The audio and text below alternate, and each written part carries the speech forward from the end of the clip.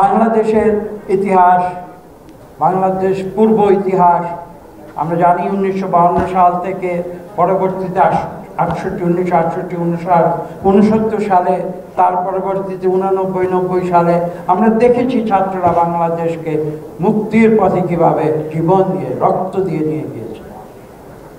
সেই ছাত্ররা যদি আজকে দিকভ্রান্ত হয়ে যায়, আজকে বৃদ্ধ বয়স্ক লোকেদের আপনারা যতই সমালোচনা করুন না কেন, আমি বলবো সেই বৃদ্ধ এবং অভিজ্ঞ ব্যক্তিদের উপরে দায়িত্ব বর্তায় ছাত্রদের সঠিক পথে পরিচালিত করা। না হলে সেই দোষ শুধু ছাত্রদের উপরে চাপিয়ে দিলে হবে না, সেটা আমাদের বৃদ্ধদের সেই দায়িত্ব নিতে হবে। আমি বক্তব্য দীর্ঘ করব না।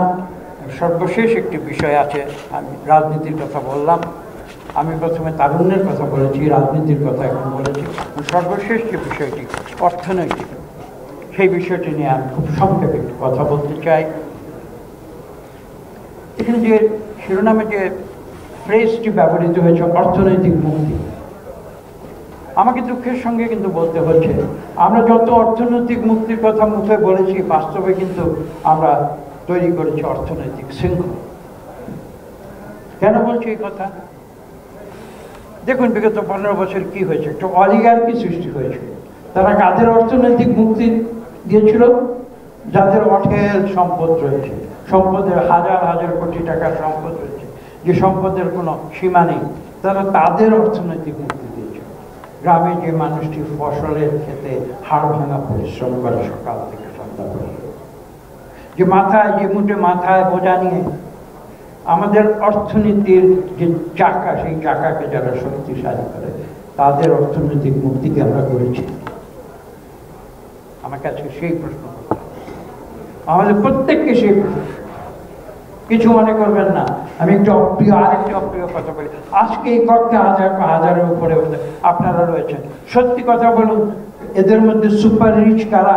আর আমি একটু আগে যাদের কথা বলেছি তাদের প্রফেশন কত? আমি বিশ্বাস করি, আমি জানি না, এখানে অন্তত 70-80% তারা যারা এখানে আছেন, তারা সবাই কিন্তু অর্থনীতি নিয়ে সংগ্রাম করছে। আমি সাধারণ তাদের অর্থনৈতিক মুক্তি বাংলাদেশে 54 বছরে হয়েছে? হয়তো না। তাহলে কিসের অর্থনৈতিক?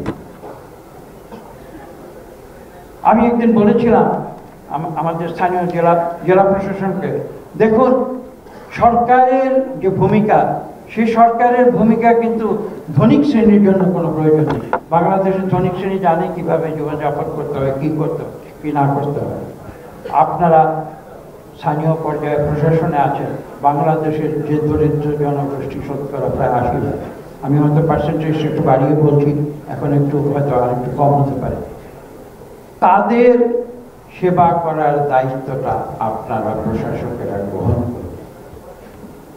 আর বিগত 15 বছরে প্রশাসকরা জনসেবা দূরে থাক, তারা নিজের সেবা করেই করে। হ্যাঁ, অনেক অনেক অপ্রিয় কথা হয়তো বলে ফেলেছি, বক্তব্য দীর্ঘ করার সুযোগ নেই। আমাকে এখনই আবার আরেকটি কর্মসূচিতে যেতে হবে, এখানে 1 মিনিটও লেট হতে পারবো না। আমার বক্তব্য শেষ করে দিচ্ছি। তবে সর্বশেষ যে কথাটি আমি বলতে চাই সেটা হচ্ছে এই, যে আমাদের যে সংস্কার প্রয়োজন, আমাকে ক্ষমা করবেন, আমরা 20টির অধিক সংস্কার কমিশন করিনি। আমাদের যে সংস্কার প্রয়োজন, আমরা বাংলাদেশের যত সংস্কার করি, কোনো সংস্কারে কোনো কাজ হবে না যতক্ষণ আমি নিজেকে সংস্কার করি। সবাই